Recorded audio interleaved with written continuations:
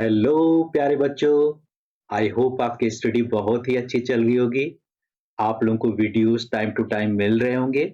मैंने 2 sample paper की पूरी वीडियो अपलोड कर दी है। ये थर्ड सैंपल पेपर हमारा चल रहा है, जिसमें मैंने 1 मार्क्स के क्वेश्चन अपलोड कर रखे हैं एंड 2 मार्क्स के क्वेश्चन। आज हम लोग सेक्शन सी में यानी कि 3 मार्क्स के क्वेश्चंस को कवर करेंगे।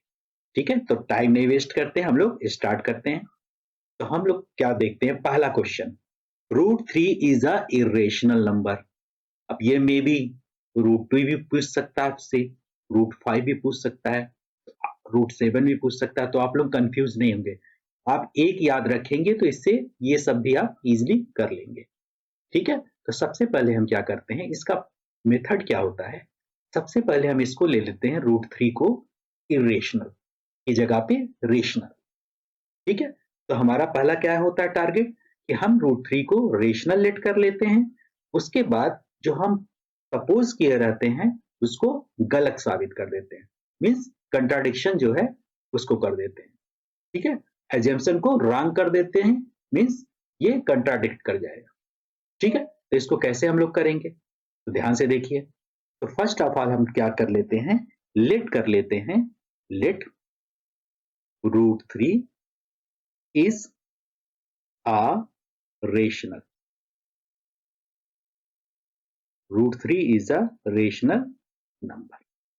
अगर √3 रेशनल नंबर है तो हम √3 को कैसे लिख सकते हैं, √3 is equal to a upon में, और ए बी क्या होंगे, a and b are coprime. Coprime क्या होते हैं, 2 और 3 को हम को प्राइम बोलेंगे, क्योंकि अगर 2/3 लिखेंगे कोई इसमें कॉमन वैल्यू नहीं होगी अदर देन 1। तो 2 नंबर्स को प्राइम कहे ऐसे कहे जाते हैं जिनमें कॉमन फैक्टर केवल 1 के अलावा कुछ भी नहीं होगा। 4 और 6 को हम को प्राइम नहीं बोलेंगे क्योंकि ये 2 से कैंसिल हो जाएंगे। ये 2/3 हमारा को प्राइम होगा, लेकिन ये को प्राइम नहीं होगा क्योंकि ये प्राइम ही नहीं है। ठीक है, तो इस तरीके से को प्राइम वे नंबर होते हैं जिनमें केवल एक ही फैक्टर होता है, वो भी 1, यानी कॉमन फैक्टर सिंगल 1 होता है। तो √3 is equal to a upon b हमने क्या किया, लेट कर लिया। अब क्या करेंगे, इसको स्क्वायर कर देंगे, squaring both side, squaring both side, दोनों साइड हमने लेफ्ट और राइट स्क्वायर कर दिया। तो √3 का स्क्वायर 3, ये वैल्यू आ गई ए स्क्वायर अपॉन में बी स्क्वायर। इसको इधर हमने मल्टीप्लाई कर दिया, ये बन जाएगी 3b square is equal to a square. ठीक है, इससे ये क्या पता चलता है, इससे ये पता चलता है कि 3 जो है डिवाइड्स ए स्क्वायर। 3 जो है ए स्क्वायर को डिवाइड करता है, क्योंकि ए स्क्वायर की वैल्यू 3 के मल्टीपल फॉर्म, यानी A square is equal to 3b square, यानी 3 के मल्टीपल फॉर्म, यानी 3 इसको ए स्क्वायर को डिवाइड करेगा। अगर 3 ए स्क्वायर को डिवाइड करता है तो देन 3 किसको और डिवाइड करेगा, डिवाइड्स ए को भी डिवाइड करेगा। ठीक है, अगर 3 ए स्क्वायर को, अगर कोई नंबर है किसी के स्क्वायर को डिवाइड करता है, सपोज कर ले 9 स्क्वायर को अगर 3 डिवाइड करता है, यानी 9 स्क्वायर मीन्स 81, 81 को अगर 3 डिवाइड करता है तो 3 क्या करेगा, 9 को भी डिवाइड करेगा। ये क्लियर है, इस तरीके से ये हो गया। अब 3 जो है ए को भी डिवाइड करेगा।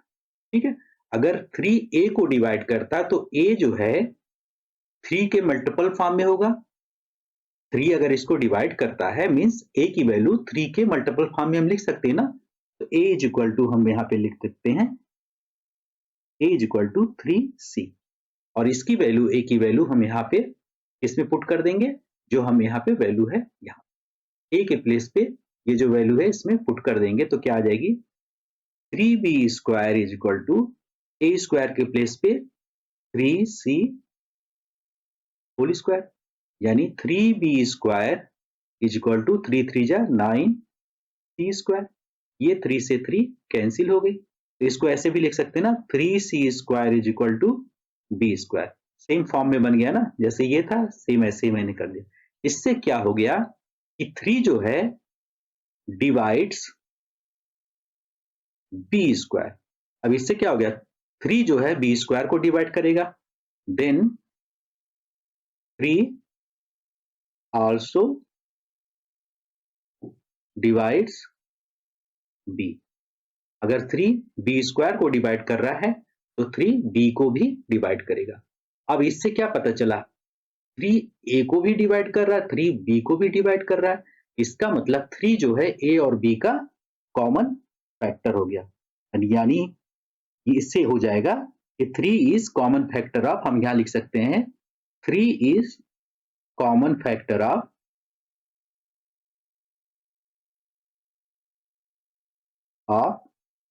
ए एंड बी। और यहां पे हमने क्या लिया था कि ए बी को प्राइम है, मतलब इसमें कोई कॉमन फैक्टर नहीं है, तो यहाँ पे 3 आ जा रहा है कॉमन फैक्टर ना।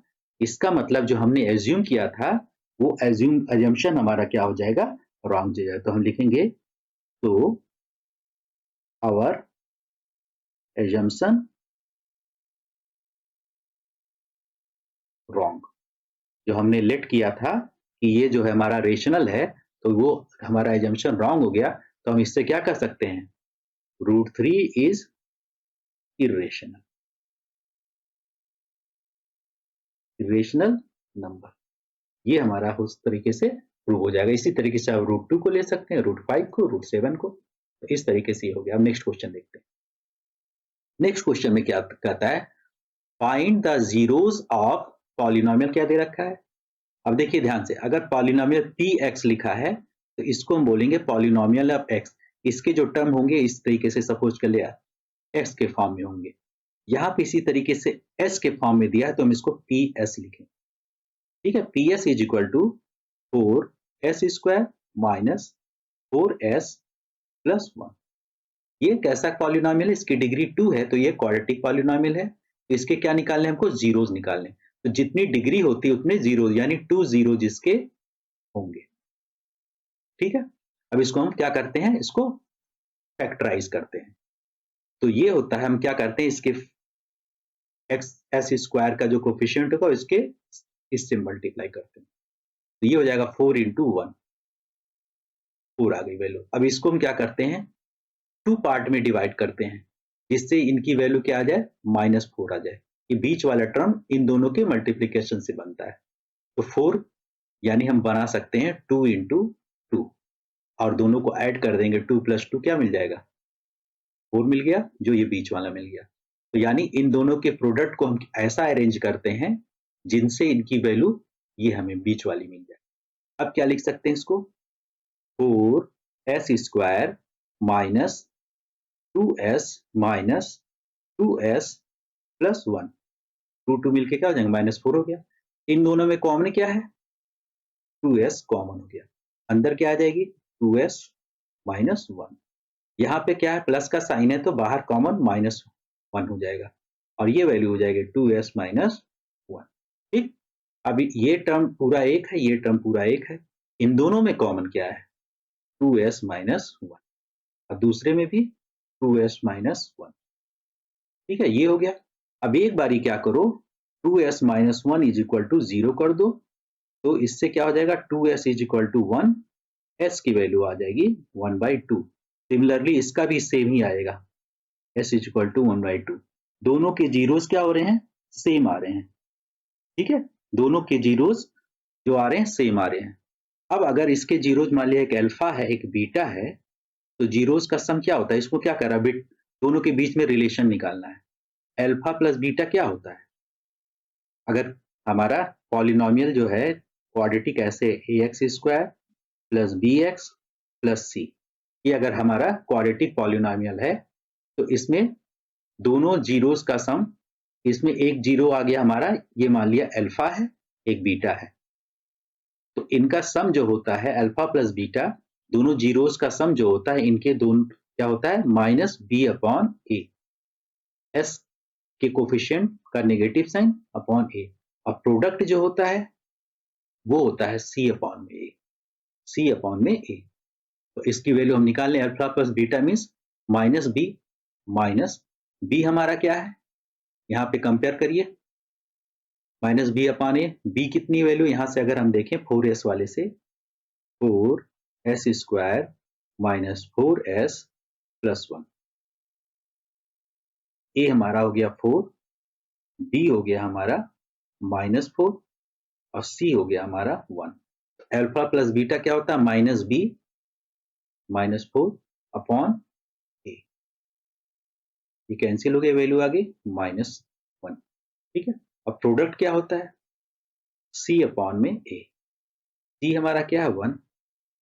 ए क्या है हमारा? तो ये आ गई 1/4 आ गई। ठीक है, ये आ गई। तो इस तरीके से दोनों का सम हमने निकाल लिया, अल्फा प्लस बीटा ये आ गई। अब दोनों जो अल्फा बीटा है इनका भी अगर इस तरीके से सम निकालें तो क्या आ जाएगी? 1/2 प्लस 1/2 क्या हो जाएगी? 1। देखिए दोनों का सम क्या आया? हमारा 1 आया, यानी सही हो गया। अल्फा बीटा सी अपॉन है तो अल्फा बीटा यानी दोनों का मल्टीप्लीकेशन 1/2 इंटू 1/2 क्या आ जाएगी वैल्यू? 1/4। देखिए मल्टीप्लीकेशन, यानी इसके इस फार्मूले से जो आ रही है वैल्यू वही जो दोनों हमने जीरोज निकाले हैं उनको करके निकाल रहे हैं हम लोग। इस तरीके से ये देख लिया। आगे देखते हैं हम लोग नेक्स्ट क्वेश्चन। क्वेश्चन क्या है?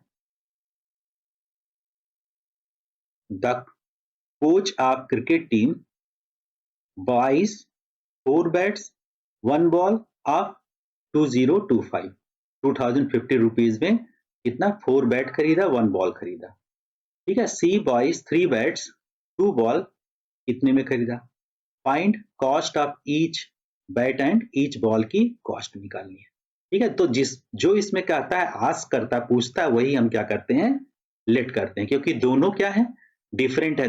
बैट और बॉल में कोई रिलेशन नहीं है, तो इनके लिए हम दो वेरिएबल अलग अलग से लेट करेंगे। 2 वेरिएबल्स तो हम क्या लेंगे? लेट कॉस्ट ऑफ ईच, यही तो पूछ रहा है, cost of each bat is equal to rupees x. ठीक। इसी तरीके से cost of each ball is equal to rupees y. ठीक। अब 4 बैट्स हैं तो अकॉर्डिंग टू क्वेश्चन 4 बैट है तो 4 बैट की कॉस्ट क्या हो जाएगी? 4x। 1 बैट की कॉस्ट x है, 4 बैट की कॉस्ट 4x प्लस 1 बॉल की कॉस्ट हमने ईच बॉल y लिया है, y is equal to 2050। This is first equation. Second क्या बनेगा? 3 bats means 3x plus ball कितने हैं? 2y। 2 balls 2y is equal to 1600। This is the equation second. अब दोनों इक्वेशन को हमको क्या करना है? सॉल्व कर लेना है। ठीक है। तो दोनों इक्वेशन को हम सॉल्व कैसे कर सकते हैं? दोनों में एलिमिनेशन मेथड से कर सकते हैं। तो एलिमिनेशन मेथड कर लें या सब्स्टिट्यूशन। इसमें y की वैल्यू निकाल के हम इसमें सब्स्टिट्यूट कर दें। सब्स्टिट्यूशन मेथड से भी हम इसको इजिली कर सकते हैं, या एलिमिनेशन कर लेते हैं। इस इक्वेशन में क्या करना होगा? यहाँ कोफिशिएंट 2 है, यहाँ पे 1 है, तो अगर इसमें 2 से मल्टीप्लाई कर दें तो फर्स्ट में 2 से कर दें तो सेकंड में करने की जरूरत नहीं है, कुछ नहीं है, तो 1 से मान लिया वही सेम है, आ जाएगी वैल्यू। 2 से हम इसको कर देते तो क्या हो जाएगा? ये 4 2 जा 8x प्लस 2 से y में होगा 2y इज इक्वल टू, ये हो जाएगी वैल्यू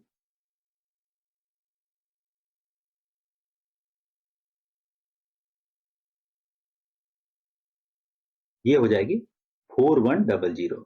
ये क्वेश्चन बन गई हमारी थर्ड। सेकंड एज सच है। अब आप देखें दोनों के कोफिशिएंट इक्वल हैं, तो इस सेकंड इक्वेशन में से फर्स्ट इक्वेशन को, थर्ड इक्वेशन को सेकंड माइनस थर्ड कर दें। तो अगर इसमें से इसको माइनस करेंगे तो सबके साइन क्या हो जाएंगे? चेंज हो जाएंगे।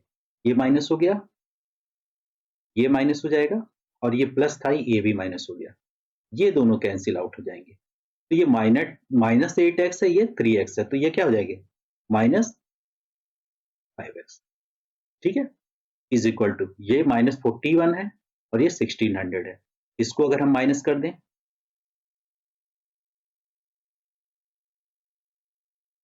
ये भी हमारी क्या आ जाएगी? माइनस में वैल्यू आ जाएगी। ठीक है। अब इसको हम सॉल्व करते हैं। अब ये क्या हो जाएगी? माइनस माइनस कैंसिल हुए, x की वैल्यू क्या आ जाएगी? 2500 होल अपॉन में 5 से डिवाइड कर देते हैं। 500 रुपीज, यानी 1 बैट की कॉस्ट कितनी आ जाएगी? 500 रुपीज। ठीक है, अब यहाँ पे हमने क्या करना है, इस इक्वेशन में y की वैल्यू पुट कर, y निकाल लेंगे हम x की वैल्यू पुट करके। तो 4 इंटू एक्स की value 500 plus y is equal to 2050। Clear है? y इज इक्वल टू, अब 5 4 जा कितनी हो जाएगी वैल्यू? 200,000 हो जाएगी, और इसको इधर लेके आ जाएंगे तो 2050 में से हम 2000 माइनस कर देंगे, तो कितनी आ जाएगी वैल्यू इसकी? ₹50। तो 50 रुपीज की क्या है, इसको मिल जाएगी 1 बॉल की कॉस्ट 50 रुपीज आ गई, और बैट की कॉस्ट, तो कॉस्ट ऑफ ईच बैट कितनी आ जाएगी? ₹500, और कॉस्ट ऑफ ईच बॉल ₹50। इस तरीके से ये भी हमारा क्वेश्चन हो गया। नेक्स्ट क्वेश्चन देखते हैं, बहुत ही इंपॉर्टेंट क्वेश्चन है, ये कई बार आ रखा है। ये बेसिकली टेक्स्ट बुक का क्वेश्चन है। A leading library has a fixed charge for the first 3 days. ठीक है, 3 डेज जो है इसकी फिक्स्ड चार्ज है इसका। 3 डेज जो है, कोई भी चीज अगर इसमें क्या लाइब्रेरी से इश्यू करते हैं तो 3 डेज का कोई इसका जो है एक फिक्स्ड चार्ज है, इतने दिन में 3 डेज ले सकते हैं। ठीक है, उसके बाद 3 डेज के बाद एडिशनल चार्ज लगती है। ठीक है, तो इसमें सरिता जो थी उसने 27 रुपीज दिया, बुक गिफ्ट फॉर 7 डेज। उसने 7 डेज रखा बुक को, तो 7 डेज अगर उसने रखा बुक को, तो इसमें 3 डेज जो हो गया उसका फिक्स चार्ज हो गया, जो उसको फिक्स था वो। अब बाकी जो 4 डेज हो गए, उसने जो है पर डे के हिसाब से 4 डेज का उसने चार्ज किया।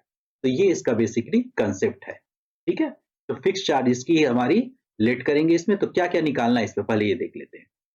फाइंड द फिक्स चार्ज, और एक बार इसमें सूजी जो है उसने भी 21 रुपीज दी, कितने दिन तक बुक रखा? 5 डेज तक। ठीक, तो फिक्स चार्ज इसका पूछ रहा है, और पर डे का चार्ज इसने पूछ रहा है, ईच डे एक्स्ट्रा डे का चार्ज क्या होगा, यही क्वेश्चन है। तो दोनों पूछ रहा है, तो दोनों को हमको लेट करना होगा। तो लेट कर ले हम, लेट फिक्स चार्ज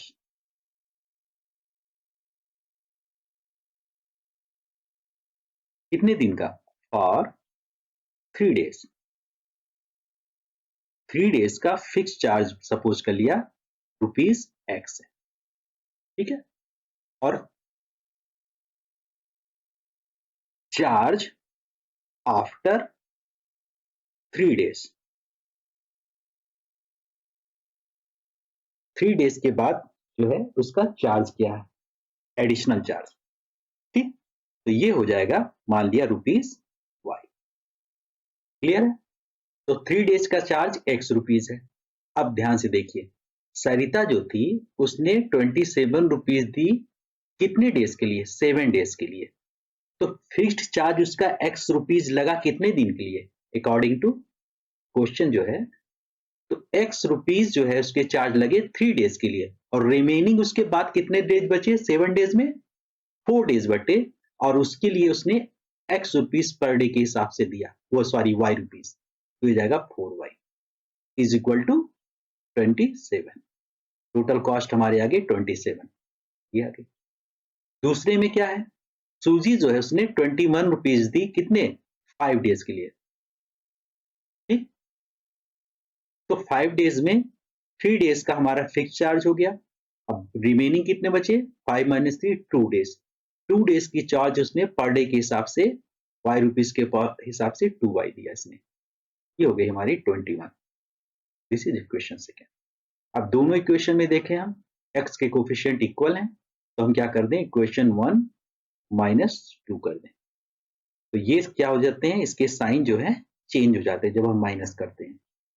इसमें से इसको माइनस करेंगे तो ये माइनस यहाँ पे आ जाएगी ना, तो ये कैंसिल हो गए।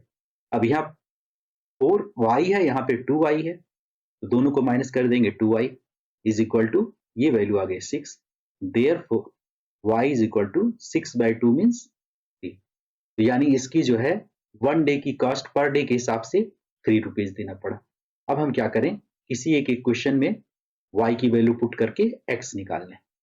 x प्लस इसमें हम पुट कर देते हैं 4 इंटू वाई की value 3 is equal to 27, x is equal to ये क्या हो जाएगा 27, 4 3 जा 12, ये हो जाएगी।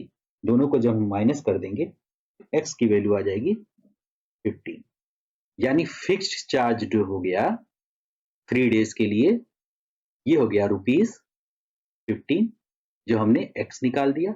और पर डे के हिसाब से जो है पर डे चार्ज, इसको हम एक्स्ट्रा चार्ज बोल रहा है, पर डे चार्ज कितना हो गया हमारा रुपीस, हमने वाई निकाला है 3। इस तरीके से ये हमारा आंसर हो गया। नेक्स्ट क्वेश्चन देखते हैं। सर्कल, ये क्वेश्चन ध्यान से देखिए। A circle touches all the 4 sides of quadrilateral ABCD। Prove करना है AB plus CD is equal to AB plus CD is equal to AD plus यहाँ पे BA नहीं होगा BC होगा। ठीक है, ये चीज हमें प्रूव करना है। अब इसके उसमें आ जाते हैं हम लोग प्रूविंग में। तो पहले हम क्या करते हैं, एक फिगर बना लेते हैं।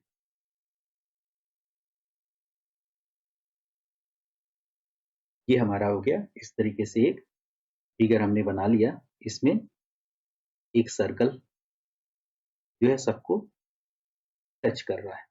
ठीक है, तो इसमें ये हो गया हमारा, सब कुछ कर लिया, ए बी सी, ये इस तरीके से बन गया हमारा। ठीक है, ये यहाँ पे टच कर रहा है तो टचिंग पॉइंट हम ले लेते हैं।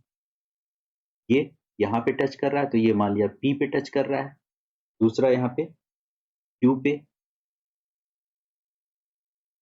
और यहाँ पे एस पे। इस तरीके से ये जो है टच कर रहा है। ठीक है, ध्यान से अब देखिए आप लोग, जब ये इस तरीके से टच कर रहा है तो हमें निकालना है A B plus C D is equal to A D plus B C. ध्यान से देखिए इसको क्या करना है, हमें निकालना है कि ये ए बी और प्लस सी डी मीन्स इसका, इन दोनों का सम जो होगा इसके सम और इसके सम के इक्वल होगा। ये हमें क्या करना है, प्रूव करना है। ठीक है, तो गिवन आप एज सच लिख लेंगे, गिवन वही चीज आप लिख लेंगे, गिवन में आप लिख लेंगे सर्कल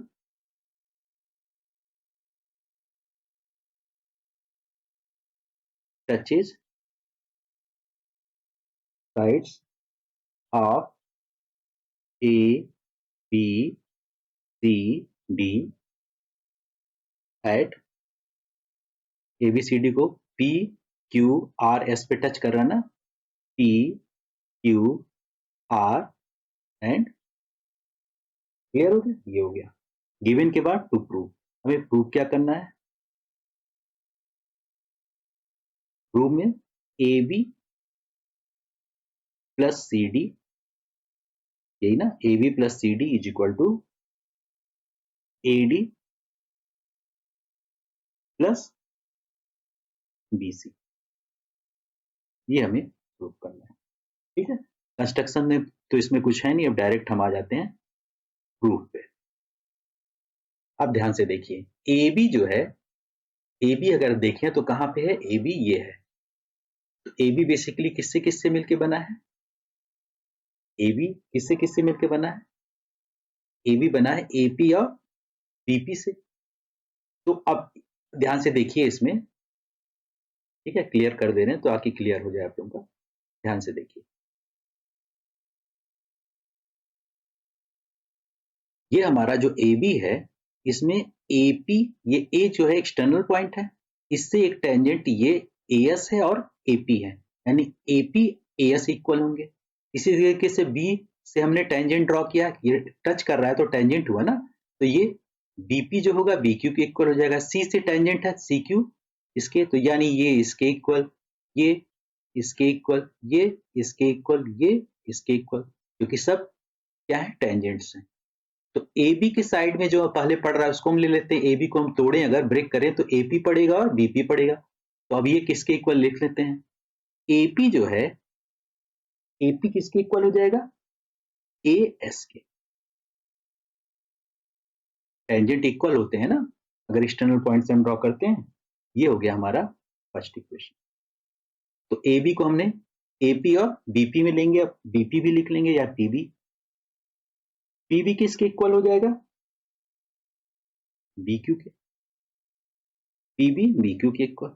ये हमारा इक्वेशन हो गया सेकेंड। ठीक है, क्लियर है? अब ध्यान से देखिए, सीडी की बात करें। सीडी ये है, सीडी ये किससे बन रहा है? सीआर और डीआर से बन रहा है। ठीक है, तो इसमें डीआर हम लिख लेते हैं। डीआर किसके इक्वल हो जाएगा? किसके इक्वल हो जाएगा डीआर? ये डीएस के इक्वल हो जाएगा, डीएस। ये थर्ड इक्वेशन। अब डीआर हो गया, अब क्या बच गया इसमें? डीआर हो गया, बचा सीआर बचा। सीआर किसके इक्वल हो जाएगा? सीआर हो जाएगा सीक्यू के इक्वल। फोर्थ इक्वेशन हो गया। तो हम क्या लिखेंगे? इसका रीजन लिखेंगे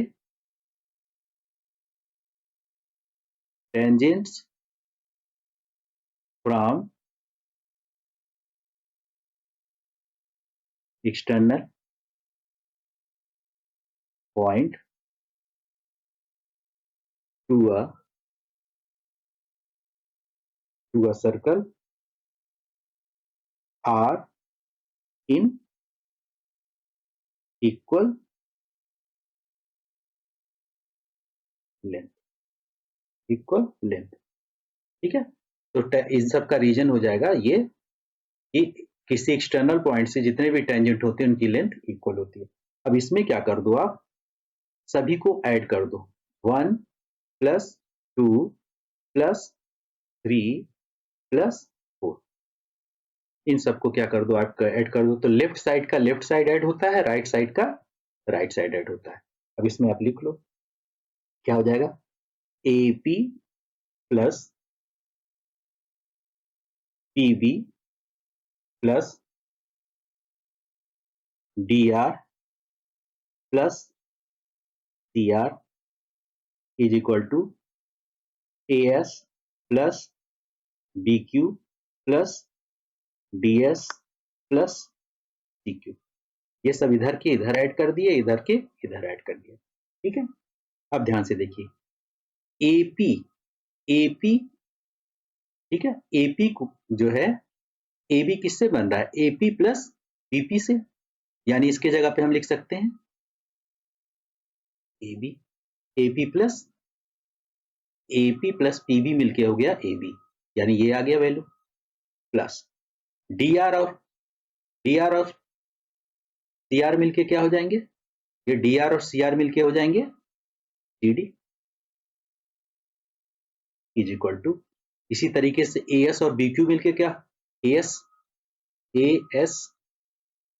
ठीक है, AS और ये देखिए AS और BQ, AS का इसके साथ दे रखा है BQ के साथ, तो इसको अरेंज कर लो आप। क्या लिख लोगे? AS + AS के साथ क्या आना चाहिए? DS आना चाहिए। तो AS के साथ आप AS को DS के साथ लिख लो और BQ को CQ के साथ लिख लो। अब ध्यान से देखिए, AS + DS मिलके क्या हो जाएंगे? AD हो जाएगा, ये वाला AD, प्लस BQ और CQ मिलके क्या हो जाएंगे? BC। इससे क्या मिल गया आपको? AB + CD this is equal to AD + BC, लिख देंगे हेंस प्रूव्ड। ये हमारा क्वेश्चन ये हो गया। अब ये क्वेश्चन हम लोग देते हैं, इसको कैसे करना होगा? दिया हुआ है cosec theta minus cot theta, cosec theta minus cot theta whole square is equal to 1 minus cos theta. ये हमको प्रूव करना है, 1 + कॉस थीटा। ठीक है, तो इसमें हम क्या करेंगे? LHS ले लेते हैं, LHS। ठीक है, कोसेक थीटा को एज सच यहाँ पे हम लिखें तो 1 कोसेक क्या होता है? साइन थीटा का रेसिप्रोकल होता है। तो cosec theta is equal to 1 sine theta. Cot theta जो होता है वो होता है कॉस थीटा अपॉन में साइन थीटा। ये फार्मूले सब आप लोगों को याद होने चाहिए। ठीक है, इज इक्वल टू, अब ये क्या हो जाएगा? दोनों का एलसीएम अंदर इनसाइड साइन थीटा, ये हो जाएगी 1 माइनस कॉस थीटा। ठीक है, इसको हम अलग अलग भी लिख सकते हैं। ये हो गई, क्लियर है, ये हो गई। अब हमको पता है एक फार्मूला होता है sine square theta plus cos square theta is equal to 1। तो हमें अगर कॉस स्क्वायर थीटा की वैल्यू लिखनी है तो हम क्या लिखेंगे, 1 माइनस साइन स्क्वायर थीटा, या अगर हमें साइन स्क्वायर थीटा लिखनी हो तो 1 माइनस कॉस स्क्वायर थीटा। तो यहाँ पे साइन स्क्वायर थीटा है ना, ये तो होल स्क्वायर है, और यहाँ पे जो साइन स्क्वायर थीटा है इसको हम इससे कन्वर्ट कर देंगे 1 माइनस कॉस स्क्वायर थीटा। ठीक है, अब 1 माइनस कॉस स्क्वायर थीटा जो है ये बेसिकली ए स्क्वायर माइनस बी स्क्वायर बन गया। तो 1 माइनस कॉस थीटा और एक में क्या हो जाएगा 1 प्लस कॉस थीटा। तो यहाँ पे हम पुट कर देते हैं इसकी वैल्यू, तो ये है 1 minus cos theta whole square upon में ये नीचे की वैल्यू को हम ये पुट कर देंगे 1 minus cos theta another bracket 1 plus cos theta. अब ध्यान से देखिए 1 minus cos theta whole square है, तो इसको हम इससे कैंसिल कर देंगे, तो क्या वैल्यू आ जाएगी 1 minus cos theta whole upon में 1 प्लस कॉस थीटा भी हमारा बचा रह गया। यही हमारा हो जाएगा RHS। ये हमारा आ गया इस तरीके से। नेक्स्ट देखते हैं, नेक्स्ट दे रखा है सेक ए, यहां पे है 1 माइनस साइन ए, फिर sec A plus tan A is equal to 1। इसको हमको प्रूव करना। ठीक है, तो हमने क्या किया, LHS ले लेते हैं डायरेक्ट। ठीक है, समझने के लिए डायरेक्ट हम पूरा क्वेश्चन नहीं हम करते हैं, डायरेक्ट हम यहाँ से, क्योंकि स्पेस कम हो जाता है ना, तो ये हमने LHS ले लिया। अब आप इस 1 इज इक्वल टू लेके नहीं प्रूव कर सकते ना, इसको आप 1 के इक्वल लाओगे। ठीक है, तो इसको हम कैसे करेंगे, ध्यान से देखिए, जहां जहां साइन के अदर देन साइन और कॉस के अदर देन वैल्यू होती है ना, सबको हम क्या करते हैं साइन कॉस में बदलते हैं। तो ये आप हमेशा याद रखेंगे, जितनी वैल्यूज भी दी हो उनको हम कोशिश करते हैं साइन और कॉस में कन्वर्ट करने। तो अब यहाँ सेक थीटा है, तो सेक थीटा होता है किसका, रेसिप्रोकल होता है सेक थीटा कॉस थीटा का, यानी कॉस ए आ गया। और ये साइन ऑलरेडी है, तो साइन को साइन में आप रहने दें, कोई चेंज नहीं करेंगे। इसको फिर दूसरे ब्रैकेट में जो है इसको भी आप इसी तरीके से चेंज कर लेंगे। सेक ए को हम क्या लिख सकते हैं 1 अपॉन कॉस ए, रेसिप्रोकल होता है ना, प्लस tan ए क्या होता है, tan थीटा क्या होता है sine theta upon cos theta. तो यहाँ पे हो गया साइन ए अपॉन में कॉस ए। ये सब फार्मूला आपको याद होनी चाहिए। ठीक है, अब फिर आगे हम चलते हैं, 1 माइनस साइन ए, 1 माइनस साइन ए अपॉन में इसको कॉस ए को हम यहाँ लिख लेते हैं कॉस ए। ठीक, दूसरे ब्रैकेट में इन दोनों का एलसीएम क्या हो जाएगा कॉस ए। एलसीएम सेम है तो डायरेक्ट ये ऊपर वाली वैल्यू 1 प्लस साइन ए आ जाएगी। ठीक, अब ध्यान से देखिए, ये क्या है a माइनस बी है और ये क्या है a प्लस बी है, तो इसको हम क्या लिख सकते हैं A square minus B square लिख सकते हैं ना, a plus B A minus B से। अब कॉस ए को एस सच रहने दीजिए। अब 1 स्क्वायर का मतलब 1 होता है, तो फार्मूला हमने देखा था ना कि sine square theta plus cos square theta is equal to 1 होता है। तो यहाँ पे क्या 1 माइनस साइन स्क्वायर, तो 1 माइनस साइन स्क्वायर थीटा क्या हो जाएगा is equal to cos square theta. इसके प्लेस पे हम क्या लिख सकते हैं, इसके प्लेस पे लिख सकते हैं कॉस स्क्वायर ए, और अपॉन में cos A into cos A मिलके हो जाएंगे कॉस स्क्वायर ए नीचे भी। ठीक है, ये मल्टीप्लाई हो रहे हैं ना, इस तरीके से होगा, ये आपस में क्या हो जाएंगे कैंसिल होके इसकी वैल्यू 1 आ जाएगी, जो हमारी किसकी इक्वल हो जाएगी RHS की।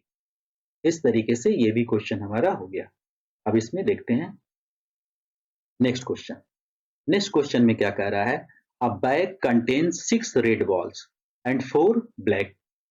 ठीक है, एक बैग है कोई, इसमें जो है रेड जो है बॉल वो 6 है और 4 जो है इसके अंदर ब्लैक बॉल है।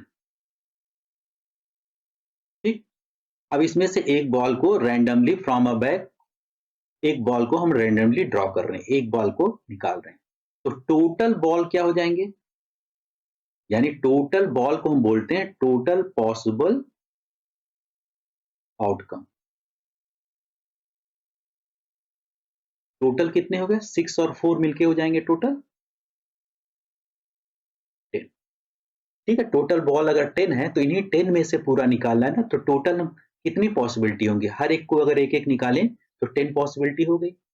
अब प्रोबेबिलिटी किसकी निकालनी है, अब बॉल ड्रॉन, अगर एक बॉल निकाल रहे हैं तो रेड की प्रोबेबिलिटी, तो हमने लेट कर लिया, let A B an event of getting, एक को हमने एक इवेंट ले लिया जो गेटिंग रेड बॉल। ठीक है, इवेंट क्या होता है, कोई भी चीज इसके अंदर से अगर निकालते हैं, कुछ करते हैं, एनी एक्टिविटी को हम इवेंट बोलते हैं। तो ए क्या होगा, अगर एक बाल को हमने निकाला, सिंगल बाल को, तो एक इवेंट मान लिया ये है। ठीक है, तो N event of getting red ball, तो रेड बॉल कितनी हो जाएगी, एन ए अगर ले लें, नंबर ऑफ रेड बॉल्स कितने हो जाएंगे, इवेंट क्या है रेड बॉल की, टोटल 6 है, तो probability of A, red ball की प्रोबेबिलिटी क्या हो जाएगी, 6 अपॉन में टोटल आउटकम कितना है 10, 2 3 जा 6, 2 5 जा, इसकी प्रोबेबिलिटी आ जाएगी 3/5। अब नॉट रेड, नॉट रेड की प्रोबेबिलिटी क्या हो जाएगी, नॉट रेड, नॉट रेड कह लें और कह लें हम ब्लैक, एक ही बात है। तो प्रोबेबिलिटी ऑफ ब्लैक क्या हो जाएगी, ब्लैक बॉल कितने हैं 4 हैं, टोटल कितने बॉल हैं 10 है, 2 2 जा 2 5 जा, 2/5 आ जाएगी नॉट रेड यानी ब्लैक की प्रोबेबिलिटी। रेड की प्रोबेबिलिटी आ गई हमारी 3/5। तो इस तरीके से हमारा ये भी क्वेश्चन हो गया। Thanks for watching this video. Channel को लाइक और सब्सक्राइब जरूर करें।